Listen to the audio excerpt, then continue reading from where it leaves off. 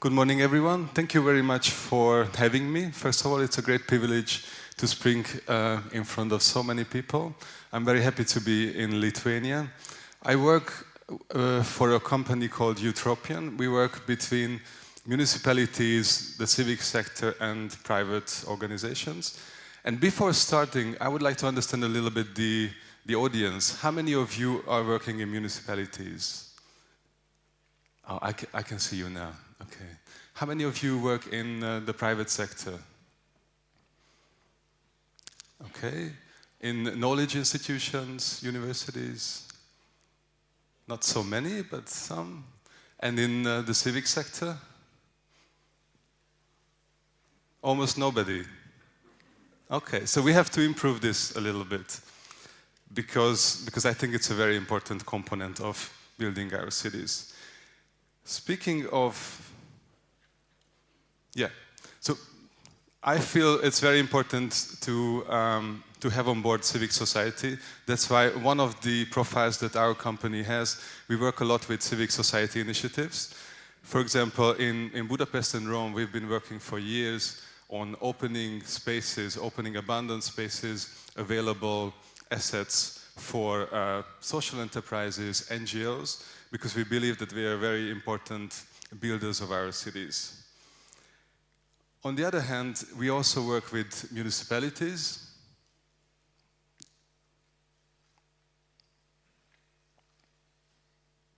Yeah? Okay, sorry, we're here. I will learn to use it by the end. So we work with municipalities. We work a lot on international collaboration programs. How many of you know URBACT, the URBACT program? Okay, this is interesting because we will have a little workshop in the afternoon that will focus on some of the methodologies of the URBACT program. So the URBACT program is designed to create knowledge exchange between municipalities from different parts of Europe. Lithuania is also very active in the program. And we've been working in the last years on some of the issues like, again, what to do with unused assets, abandoned spaces in cities, which is, I think, a very relevant issue for shrinking cities. And also we've been working a lot on how to use digital communication for a better governance between municipalities, private sector, civic sector, and knowledge institutions. And on the third level, we've also been working a lot with EU institutions because we realized that EU organizations have very little understanding of what is happening on the ground, what is happening in cities, what is happening in civic societies. That's why about a year and a half ago, maybe I'm not pushing the right one.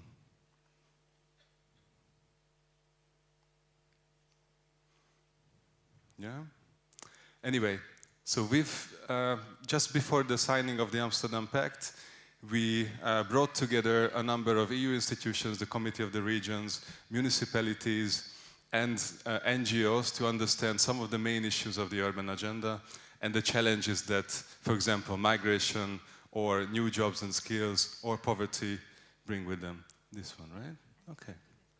So this is the event we organized with the Committee of the Regions and municipalities just before signing the urban agenda. So these are the levels we work on, and also we put a lot of emphasis on experimenting with new frameworks of collaboration. So from now on it should work. So we've been also working on experimenting with new frameworks of collaboration between public sector and the financial sector, new financial organizations. So this is a book we just published a few weeks ago that looks into new economic and financial model of developing civic society initiatives, civic spaces, with the collaboration of, again, banks, ethical real estate developers, and municipalities. Yeah. So why does it make sense for municipalities? Because I saw that there are many people from municipalities. Why does it make sense for municipalities to work with civic actors? On the one hand, you, and especially in regions which are shrinking, you have a lot of unused assets, a lot of buildings that are empty, a lot of spaces available because of the outflux of people and also because of all the economic crisis and related issues. You have limited capacities. Maybe your message, your work doesn't reach everyone, so you have limited networks. There's a lot of overwhelming tax in municipalities, bureaucratic procedures that take very long, and also political dependence. So it's very hard to imagine, let's say, 10 years programs, because politics can change from one day to the other, a lot of things. In the same time, civic initiatives can be complementary with public administrations because they very much need those resources that you have, that you might not recognize as resources.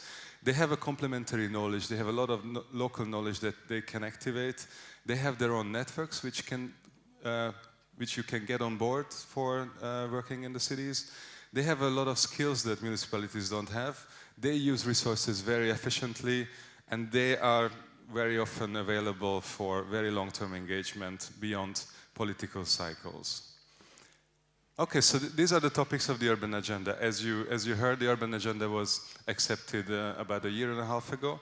It has 12 different topics, which seem to be very separated from each other. This is something that a lot of people were criticizing about the urban agenda, that it still thinks in silos, it still thinks about separate topics, but of course, many of these are interconnected. In the following minutes, I will show some examples of how good policies can, in a way, work towards this urban agenda, and they will show also how these topics of the urban agenda are very much interrelated.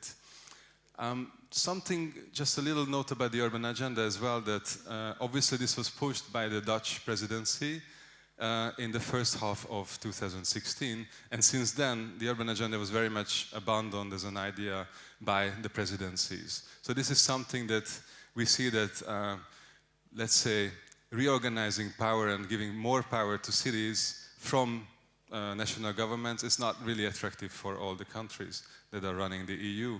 But we heard, for example, we were recently in an event in Sofia that the upcoming Bulgarian presidency will put a lot of emphasis on reinforcing the urban agenda. So I think this is something that we have to think about, and also how the urban agenda can, on the long term, help our cities through funding and different kinds of guidelines. But we'll get back to this later.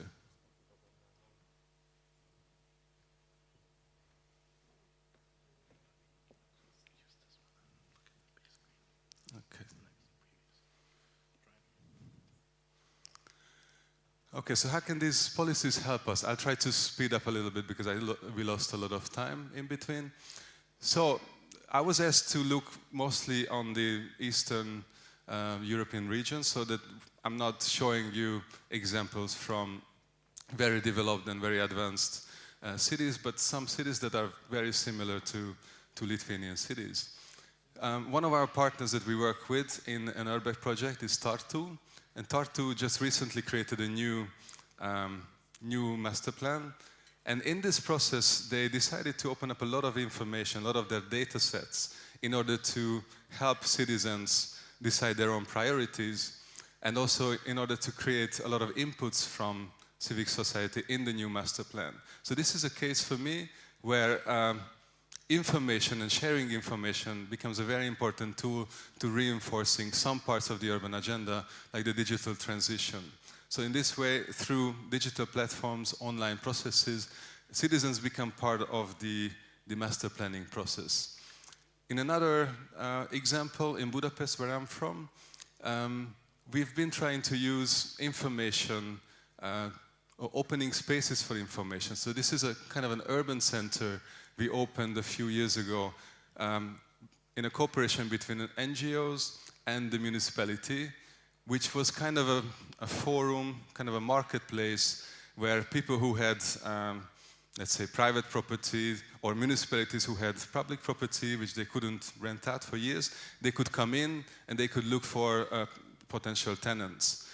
And the importance of this space was that it was not a municipal office, it was not a private space, but this was in a shop accessible from the street. So it became a neutral space where everybody could feel very comfortable and everybody could feel equal. So I think these spaces to share information in an equal way are very important for collaborations. Another partner of ours in one of the Urbact projects we do is a company of the city of Paris called Semaest. And for example, they work on regenerating local commerce. They realize that local commerce is not only about economy, but it's also about social cohesion. It's also for making people meet.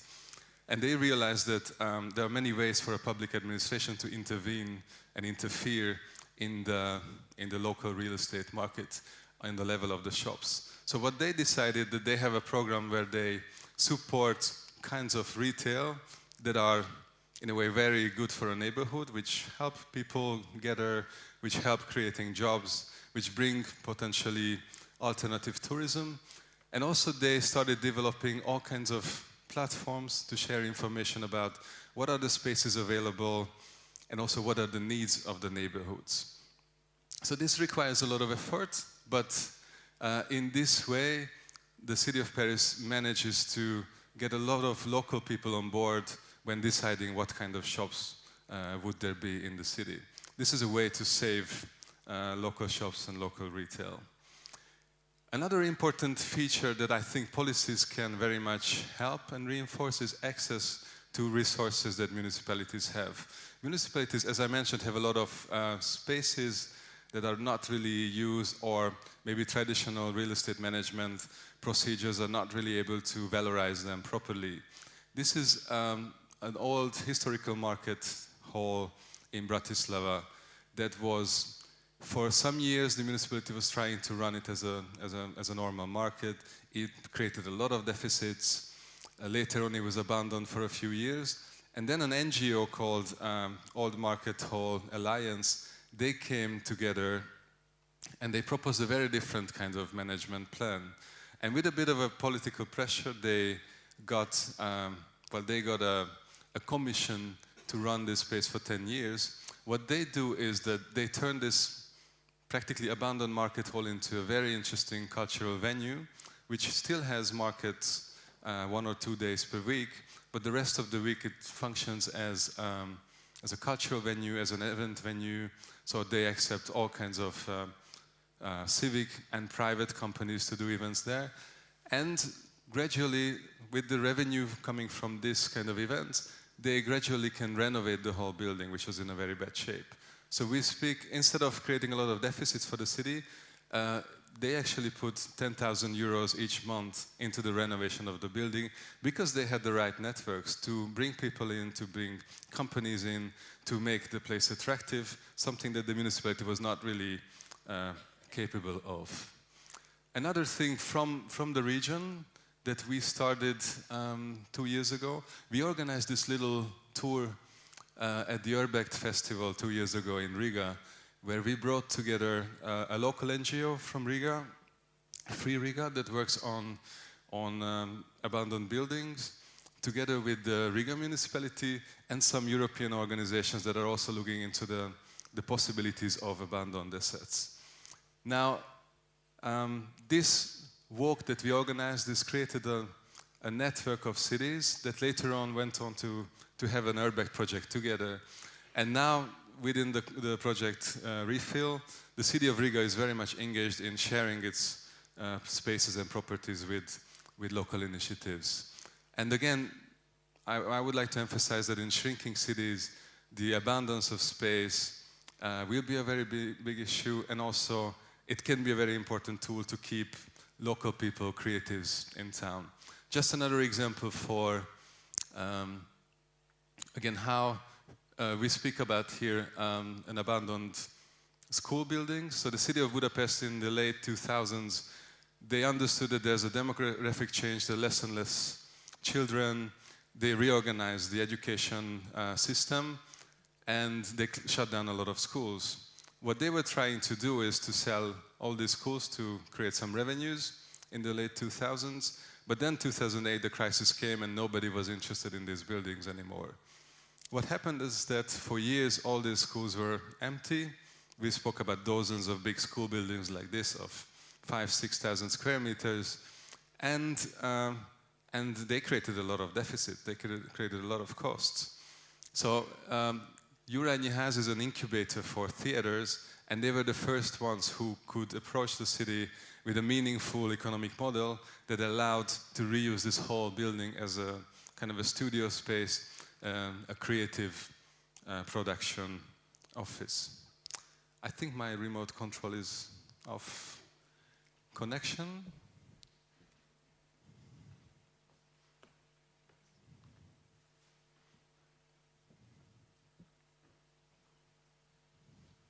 Maybe we can try the old one again.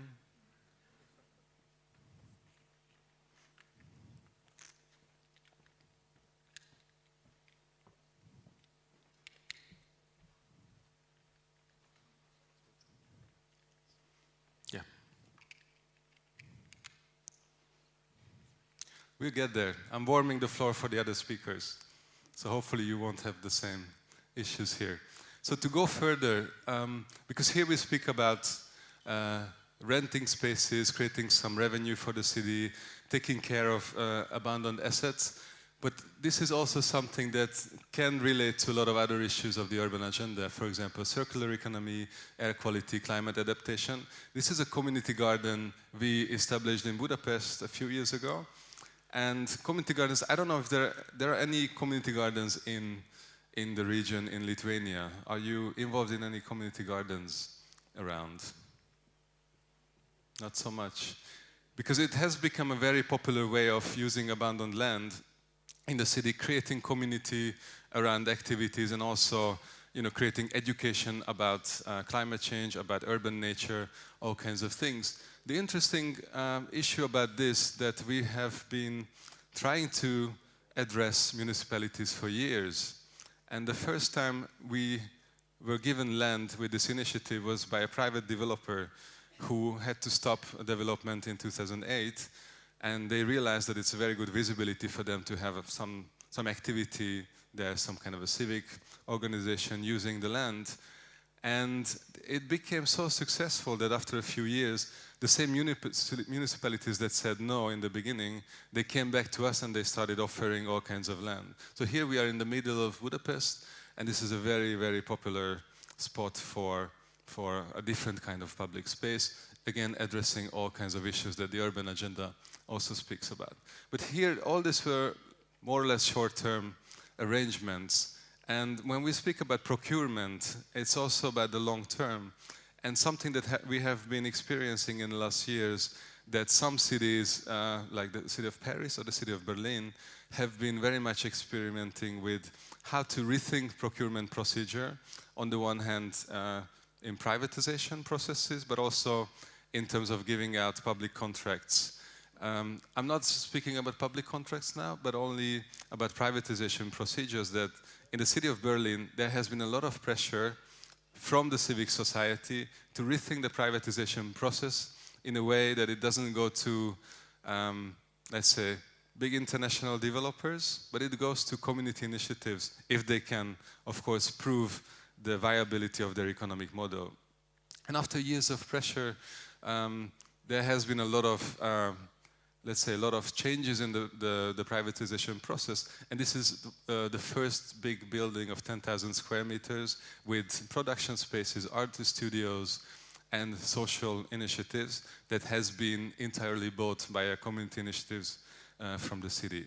I'm just saying this because I believe that this kind of situations where young people can work together, can put their energy into social initiatives, can produce things.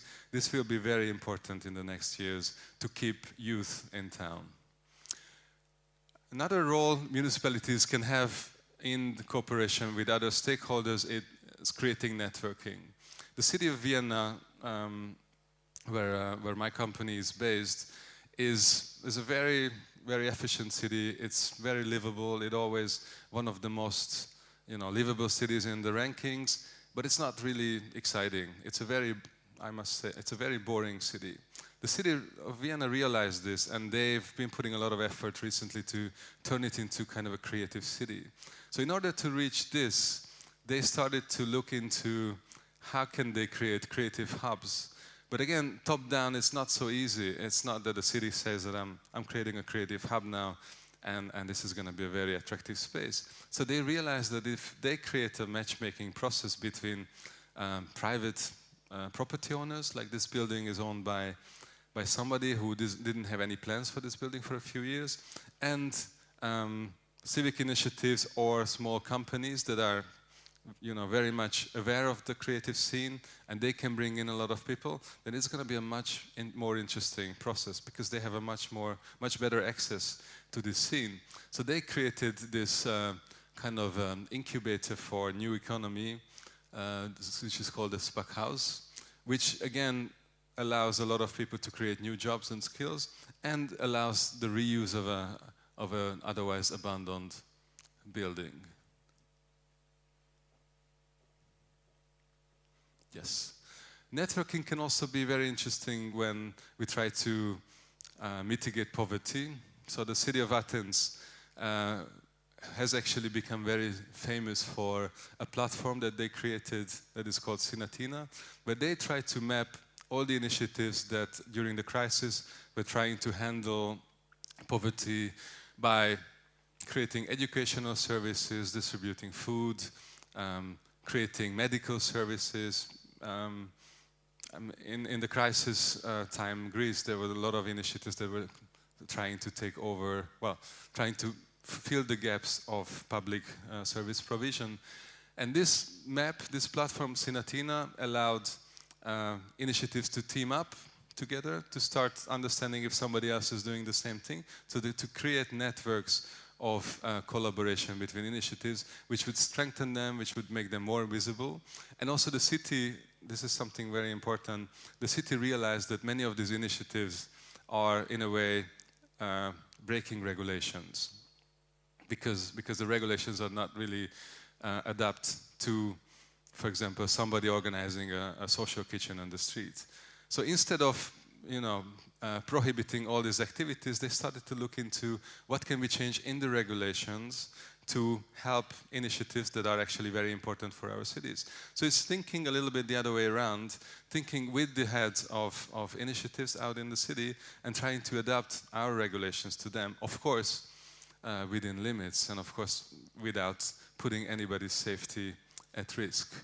Another initiative that is, I think, very interesting in terms of networking is Mares Madrid, where the city of Madrid teamed up with a number of social enterprises and NGOs looking into how can they organize around some publicly owned empty spaces, how can they organize networks of new economy related to the topics of recycling, mobility, food and energy.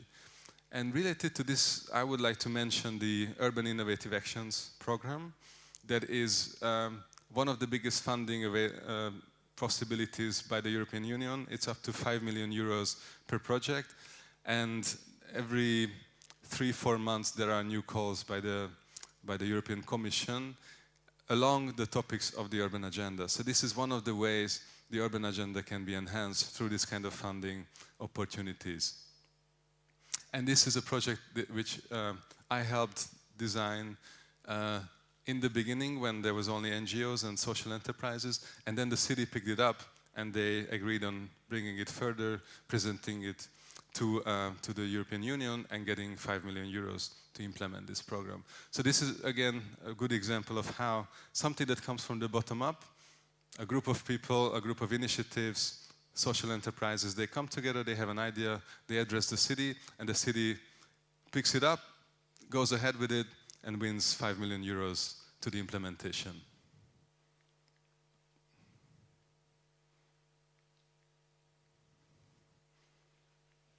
Maybe it also depends on where I stand. Before the last thing, I would like to speak about incentives. That, of course, regulations can create different kinds of incentives for better collaborations. In the UK, where the crisis created a lot of issues in the real estate market, on the one hand, there's a housing crisis, but on the other hand, ground floor properties, shops, have a lot of difficulties in surviving because, as you mentioned, shopping malls came and then shopping malls were replaced by online commerce. So there's very little space for the traditional retail. So in the UK, based on some national initiatives, but then picked up by some local organizations, there has been a lot of attempt to create regulations that are welcoming new kinds of uses in these spaces. So, for example, there's a lot of tax cuts, tax breaks for property owners who accommodate charity-related organizations in their spaces. This is a way to encourage new kinds of uses. Instead of waiting 10 years for a tenant who would pay a full market price, you can be incentivized to have other kinds of uses in your space.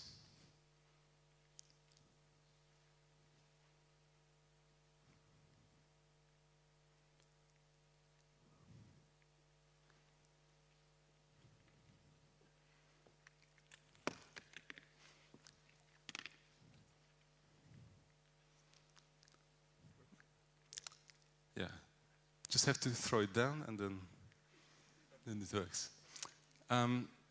Going back to incentives, this is a festival we organize in Budapest once a year, which is a festival of open shops. Again, with property owners who cannot do anything with their properties. We match them with creative industries, social initiatives, small companies that are looking for space. The idea of the festival is that we collect spaces and we collect initiatives. We open these spaces for 1 month, free of charge. And this 1 month allows the creative industry representatives, entrepreneurs, to try what does it mean to be in a space for 1 month. So it gives them visibility, it gives them a trial period, it acts like a kind of an incubator to try what does it mean, how much work, how much energy, how much money does it cost, and what can they gain from this. So this lady, she's a happy property owner who wasn't able to rent out her property for years, and now she's actually quite happy because at least something happens. She's part of something bigger. She's part of a network. She gets to know a lot of initiatives that are interesting for her. So in a way, it's a win-win procedure for everyone. And after the 1 month, what we experienced in the first years, that about 30–40% of the tenants remained in for the long term, because they were able to negotiate with the property owners a long-term lease, like a compromise between the price that the owner wanted to ask originally and the price what they could afford in the beginning. Another issue is, as we spoke about, better funding. No? Funding can come from EU projects, funding can come from national governments, but the main question is always, how do we spend this money? If we invest €1, how many euros do we get back?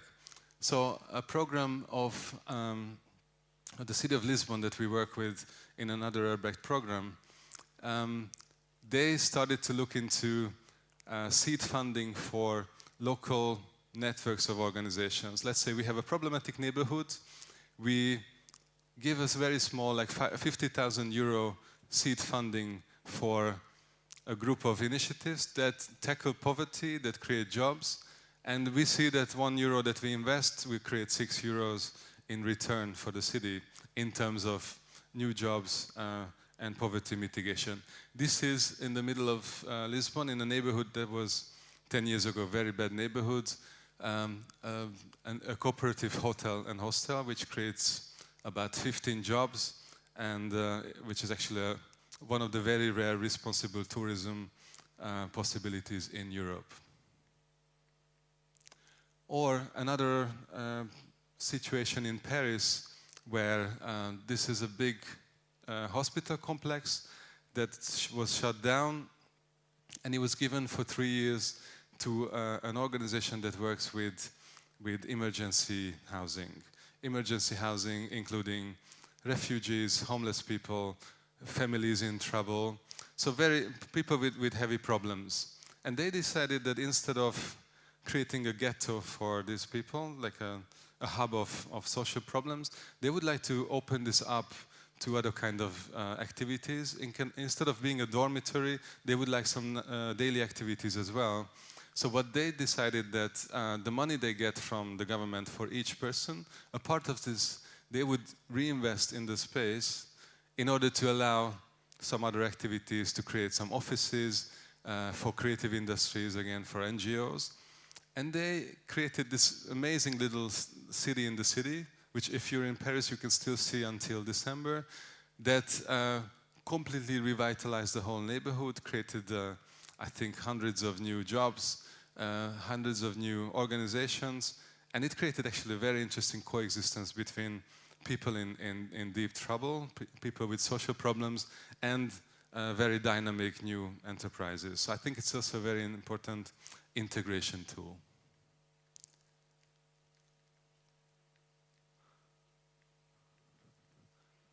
And again, this is an action that tackles the problems or the issues, challenges of migrants and refugees, sustainable land use, jobs and skills, and poverty in the same time.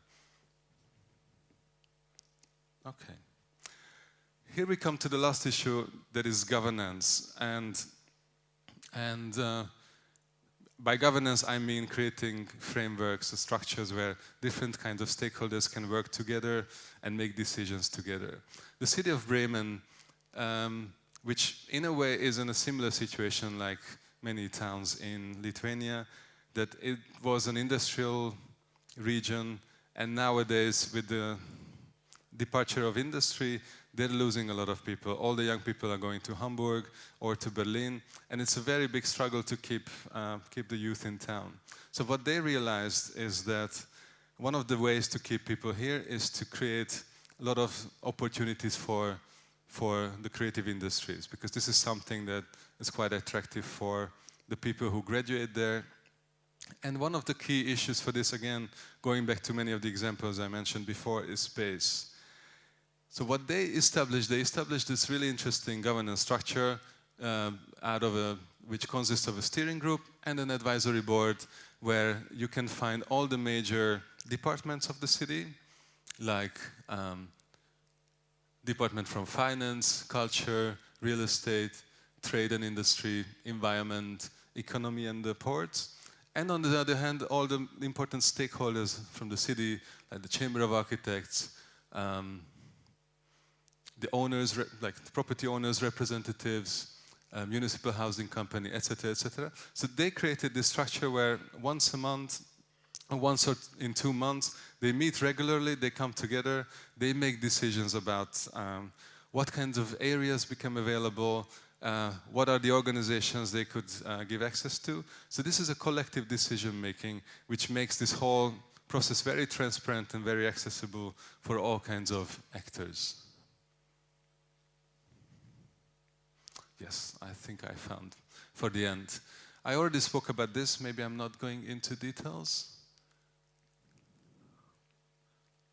Yes.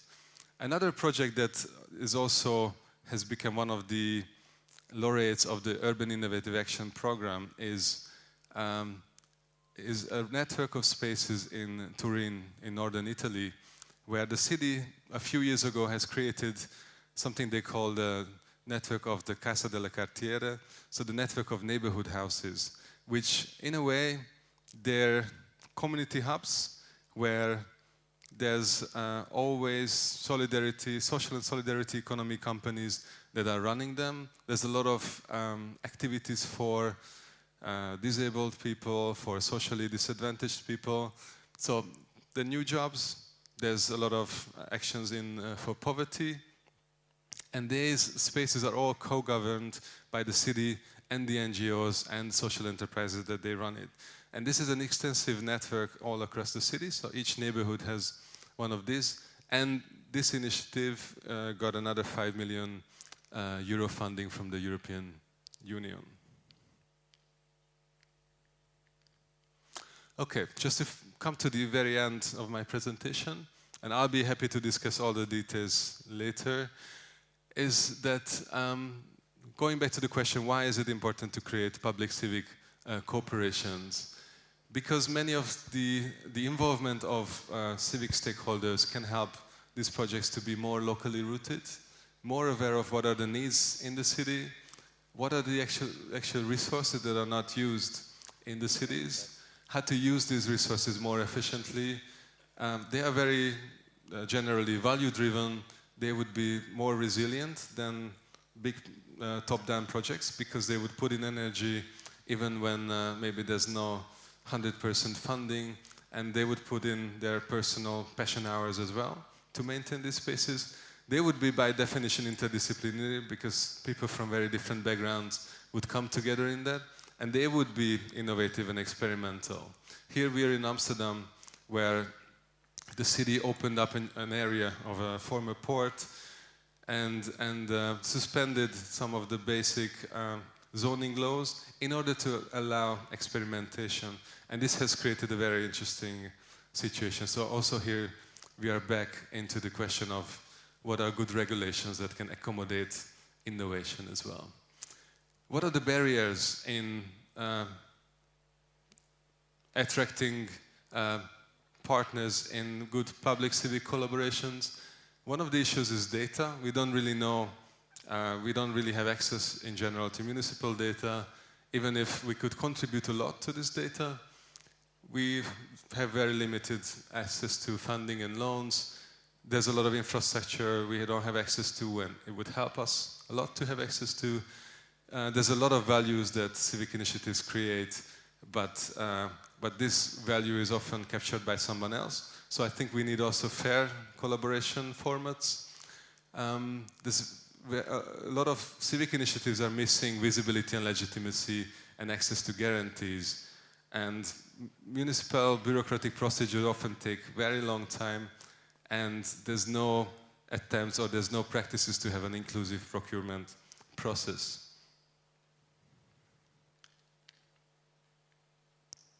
I'm almost there. And again, how can the urban agenda provide some input into all this? It can offer a lot of blueprints for adaptable regulations. So there's a lot of knowledge that is circulating around along the lines of the urban agenda. It also can help access to capital in terms of course, in terms of grants, but also in terms of loans. This is an event we organized with the European Investment Bank because all EU institutions right now are trying to start dialogues with cities. This is also an effect of the urban agenda that everybody, all EU institutions recognize that besides national governments, their new interlocutors will be cities, so they start dialoguing with cities, understanding what are the needs from the side of the cities, what kind of loans could they imagine taking, what kind of infrastructural needs do they have. So I think it's interesting also to look into how to work with different kinds of European banks on future infrastructure development. Also the question of guarantees. So the urban agenda can push cities towards providing guarantees for citizen-related projects, can also help shaping incentives. Also, there are a lot of, let's say, a lot of guidelines or pressure to open up data and create more transparent data management. The urban agenda also helps identifying resources that were not recognized before, help creating networks of stakeholders and new frameworks for collaborations. Just at the end, and I hope we'll have time in the roundtable and in other occasions to discuss details, we recently launched an online platform that is called cooperativecity.org. So many of the stories I mentioned very briefly because I wanted to give a panorama of initiatives. You can find much more in details on this website. And this is where I stop, and I hope we can have a meaningful discussion about all this. Thank you very much.